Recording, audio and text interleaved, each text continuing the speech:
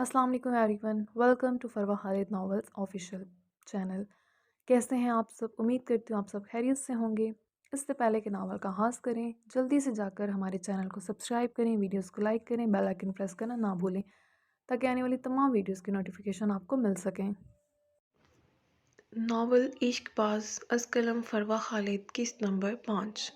Idiot घटिया इंसान ठीक कहा जाता है नमीरजादों के बारे में। इंतहाई अयाश किस्म के लोग होते हैं। खुद से रूम लॉक करने की जहमत नहीं हुई और सारा मलबा मेरे सर पर डाल दिया। मुझे भला क्या शौक है इन मियाँ बीवी की सरेआम की जाने वाली बेशर्मी कैप्चर करने की। ईज़ल का मूड बहुत सख्त ख़राब हो चुका था। इसे ये जॉब बिल्कुल भी पसंद नहीं थी। वो मजबूर थी और यहाँ लोग इसकी मजबूरी का फ़ायदा उठा रहे थे। इसने अपनी गद्दाज कलाई की जानिब देखा था जहाँ इस शख्स ने अपना वहशी लम्स छोड़ा था। ईज़ल की आंखों में नमी सी तैर गई थी। दिल ही दिल में इस शख्स को मुख्तलिफ सलवातें सुनाती वो अपने ध्यान में आगे बढ़ रही थी जब एकदम सामने से आते सुबहान मलिक को नहीं देख पाई थी। ईज़ल ने अपने कदमों को बर वक्त रोकते खुद को इस शख्स से टकराने से बचाया था जिसके नतीजे में इसके हाथ में पकड़ी ट्रे की चीज़ें छलक गई थी। अल्लाह जी, आज का तो दिन ही बहुत बुरा है। इसकी आंखों में उनकी नमी मज़ीद इजाफा हुआ था जबकि सामने खड़ा सुबहान मलिक तो जैसे अपनी जगह पत्थर का हो चुका था। इतना बेतहाशा हुस्न और बेपनाह मासूमियत इसने एक साथ कभी नहीं देखा था।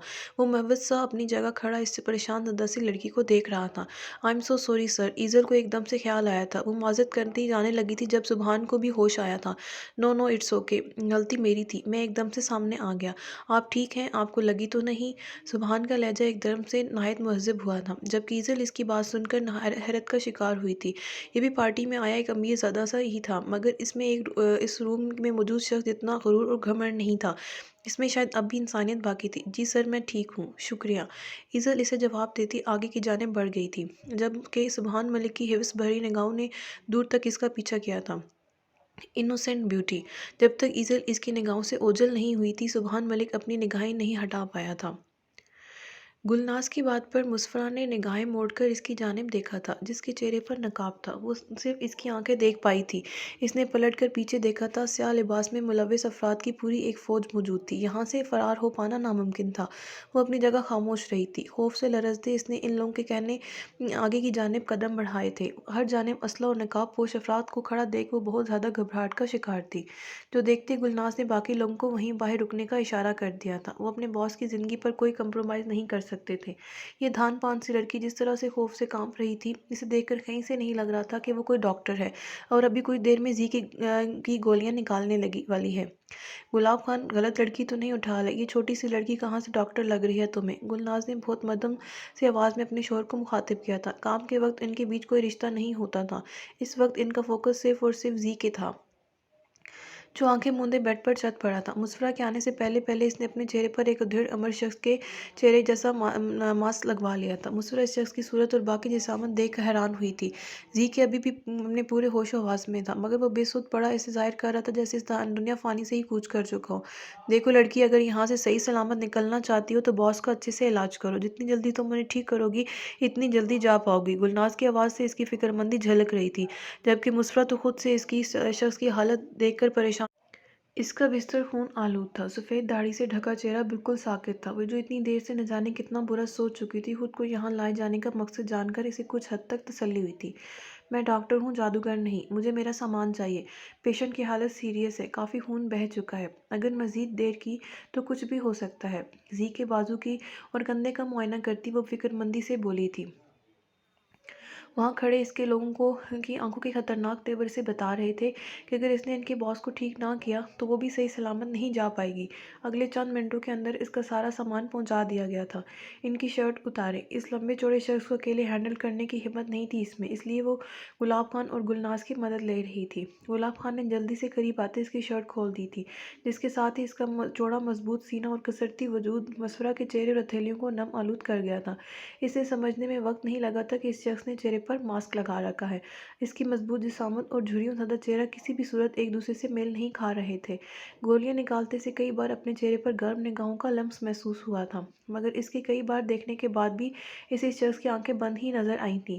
इसके चेहरे पर ऑक्सीजन मास्क लगा हुआ था। वो बिल्कुल बेसुध पड़ा था, इसलिए मुस्फरा इन पर हरारत निगाहों के एहसास पर घबराहट का शिकार रही थी। इतनी तकलीफ बर्दाश्त करके कोई भी इंसान अपने हवासों में नहीं रह सकता था जबकि वो ट्रीटमेंट शुरू होने से पहले ही इसे इंजेक्शन लगा चुकी थी।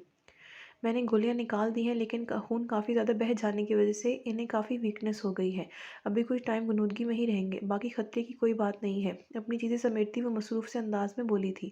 اس کا ارادہ وہاں سے جانے کا تھا۔ نیند اور شدید تھکاوٹ سے اس کا جسم ٹوٹ رہا تھا۔ جب تک سر کو ہوش نہیں آ جاتا تب تک آپ کہیں نہیں جا سکتی، یہیں رہنا ہوگا آپ کو۔ باقی سب لوگ روم سے جا چکے تھے جبکہ گلناز کا آرڈر سنتے وہ دم خود ہوئی تھی۔ اسے یہ سیاہ لباس میں سر سے پیر تک ڈھکی لڑکی انتہائی بری لگی تھی اسلام میں۔ اسے یقین نہیں آ رہا تھا کہ اتنے گناہونے کاموں میں لڑکیاں بھی ملوث ہوتی ہیں، مگر میں بتا رہی ہوں کہ وہ خطرے سے باہر ہیں۔ مسفرہ نے بے چارگی کے عالم میں اس کی جانب دیکھا تھا، جو اب خود بھی روم سے باہر جا رہی تھی۔ ہم سب باہر موجود ہیں، کسی قسم کی ہوشیاری کی کوشش مت کرنا، بے موت ماری جاؤ گی۔ اسے ہدایت دیتی گلناز باہر جانے لگی تھی جب مسفرہ نے اسے پکارا تھا۔ ان کی کیا ایج ہے؟ مسفرہ نے وہ بات پوچھ لی تھی جو اسے مسلسل کنفیوز کی ہوئی تھی۔ اس شخص کا چہرہ اور جسامت کہیں سے بھی ایک عمر کے نہیں لگ رہے تھے۔ کیوں؟ اس کے سوال پر گلناز نے مشکوک نگاہوں سے اس کی جانب دیکھا تھا۔ اسی حساب سے ان کے لیے میڈیسن منگوانی ہے۔ مسفرہ نے جلدی سے بات بنائی تھی۔ گلناز کی وحشت ناک نگاہیں اسے خوفزدہ کر گئی تھیں، جبکہ گلناز تو اس دھان پان سے ڈاکٹر کو دیکھ اپنی جگہ حیران تھی۔ اسے لگا تھا کہ کوئی بھی بڑی عمر کی تجربہ کار ڈاکٹر ہوگی جس نے زیکے سے الجھنے کی ہمت کی تھی، مگر اس کی گلابیاں چھلکاتی نازک توشیدہ کو دیکھ اسے اب اس کی دماغی حالت پر شبہ ہو رہا تھا، جو یقیناً اپنی بے وقوفی میں ایسا قدم اٹھا گئی تھی۔ زیکے کو عورت کے ساتھ سے شدید نفرت تھی۔ گلناز کی کہانی ہی الگ تھی۔ وہ اسے اپنی بہن مانتا تھا، شاید وہی واحد عورت ذات تھی جو زیکے کی زندگی میں موجود تھی۔ 60 سال! اپنے مخصوص کھردرے لہجے میں سے جواب دیتی گلناز وہاں سے جا چکی تھی۔ آریان خان زادہ اپنے دشمنوں کی سوچ بہت اچھے سے جانتا تھا۔ انہیں اپنی ذہنیت کے مطابق وہی سب کیا تھا۔ فلزہ اور اس کی تمام تصویریں سوشل میڈیا پر پھیلا دی گئی تھیں۔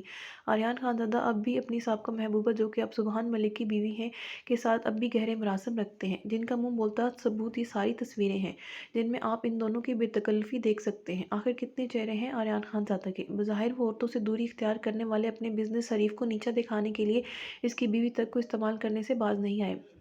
رپورٹرز زور و شور سے آریان کی کردار کشی کر رہے تھی۔ ان کو یہ خبر وائرل کرنے کی جتنی رقم دی گئی تھی وہ اس لحاظ سے اپنا کام کر رہی تھی۔ خانزادہ پیلس میں اس وقت سب لوگ پریشان چہرے لیے ہر طرف سے آتی یہ خبریں سن رہے تھے۔ جب اسی لمحے آریان خانزادہ نے گھر میں قدم رکھا تھا، اسے پاکستان لوٹے 2 دن ہو چکے تھے، مگر وہ آج گھر آ رہا تھا۔ اس کی اپنی گھر والوں سے ناراضگی اب بھی برقرار تھی۔ آریان بھائی!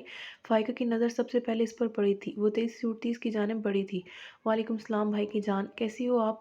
اس کا انداز بہت ہی نارمل تھا، جس میں کسی قسم کی پریشانی کا کوئی عنصر نہیں تھا۔ ان سب کے اترے چہرے دیکھ اسے اپنا یہاں آنے کا فیصلہ بالکل ٹھیک لگا تھا۔ وہ سبھی کی اس کے خلاف گردش کرتی خبروں سے ایسے ہی پریشان ہو جاتے تھے، کیونکہ ان سب کو بہت محبت تھی اس سے۔ اس نے جس طرح اپنے ٹوٹے بکھرتے خاندان کو سنبھالا تھا وہ انتہائی مشکل تھا۔ اس کی برداشت کی جانے والی تکلیفوں پر سب لوگ ہی دل سے اس کی قدر و عزت کرتے تھے۔ 2 دن سے کہاں تھے؟ کیوں نہیں آئے گھر؟ باہر رہ کر بالکل بھی اپنا دھیان نہیں رکھتے، کتنے کمزور ہو گئے ہو؟ تسنیم بیگم اس کا ماتھا چومتی اس کے چوڑے گزرتی سینے سے لگتی شکوہ کناں لہجے میں بولی تھی۔ ان کی آنکھیں ترس جاتی تھیں اپنے لاڈلے پوتے کو سامنے دیکھنے کی خاطر، جبکہ ان کی کہی جانے والی بات پر آریان سمیت سب کے لبوں پر مسکراہٹ بکھر گئی تھی۔ اس کا ہٹا کٹا کسرتی وجود انہیں نہ جانے کہاں سے کمزور لگ رہا تھا۔ چہرے کی سفید رنگت مزید نکھر چکی تھی۔ گزرتا وقت اس کی وجاہت اور دلکشی میں مزید اضافہ کر رہا تھا۔ ذہانت سے چمکتی بھوری آنکھیں دلوں میں اتر جانے کی صلاحیت رکھتی تھیں۔ وہ شخص نگاہوں کے وار کرنا بہت اچھے سے جانتا تھا۔ اس وقت بھی اس کی سنجیدہ نگاہیں سب لوگوں کو گھبراہٹ میں مبتلا کر رہی تھیں۔ اس کی غیر موجودگی میں جو یہاں ہوا تھا وہ سب سے باخبر تھا۔ یہ بات سب کو ہی خوفزدہ کر رہی تھی۔ آریان خانزادہ کی ناراضگی بہت بری تھی۔ اسے منانا دنیا کا انتہائی مشکل کام۔ اور بیٹا ہم جانتے ہیں ہم نے اپنے ایک عمل سے آپ کو بہت ہرٹ کیا ہے۔ آپ ناراض ہیں ہم سے، ہم بہت شرمندہ ہیں اس بات پر، لیکن شہریار نے اچانک ہم پر اتنا دباؤ ڈالا کہ ہمیں سمجھ ہی نہیں آیا کہ ہم کیا کریں۔ اس نے ہمیں بول دیا تھا کہ اگر ہم نے اسے فوری طور پر 70 لاکھ نہ دیا تو وہ نرمین کو طلاق دے دے گا۔ اس بچی کی حالت اس وقت بہت بری تھی، ہم بالکل مجبور ہو گئے تھے، صرف اس کا گھر بچانے کے لیے ہم نے یہ سب کیا۔ تہمینہ بیگم نے شوہر کے اشارے پر بات کا آغاز کیا تھا۔ اس وقت گھر کے سب لوگ ہی وہاں موجود تھے۔ تہمینہ بیگم کی بات پر آریان کے چہرے کے تاثرات ناقابل یقین حد تک بگڑ گئے تھے۔ وہ مٹھیاں بھینچے بہت مشکل سے اپنے غصے پر قابو پاتا اپنی جگہ سے اٹھ کھڑا ہوا تھا۔ तो दे देता तलाक। क्यों रोका आपने इसे? क्यों ब्लैकमेल हुई इस शख्स के हाथों? मैं इस दुनिया में था ना, मरा नहीं था जो आप लोगों ने मुझे कुछ भी न बताना गवारा नहीं किया।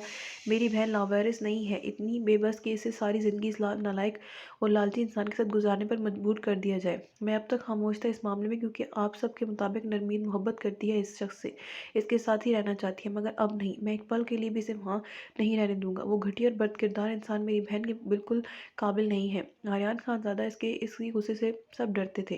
वो नरमीन की इब्रार से शादी के हक में बिल्कुल भी नहीं था, मगर सिर्फ इसकी पसंद को देखते और घर वालों की इसरार पर वो राज़ी हुआ था। लेकिन इस शख्स का बिल्कुल ठीक निकला इसका शक बिल्कुल ठीक निकला था।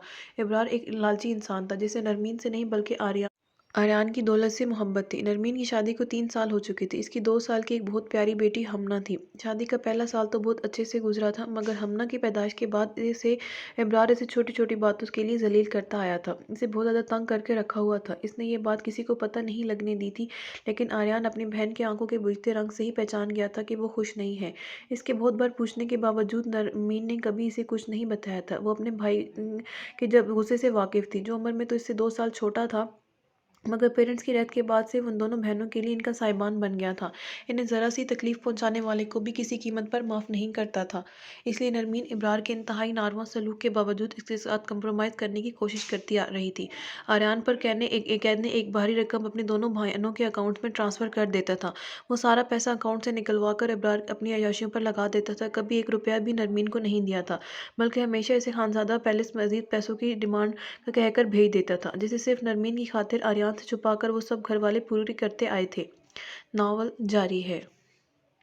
जी गाइज़, कैसी लगी आपको आज की किस्त? कमेंट सेक्शन में अपने फीडबैक ज़रूर दीजिएगा, ताकि नेक्स्ट आने वाली एपिसोड और ज़्यादा मज़े की हो सके।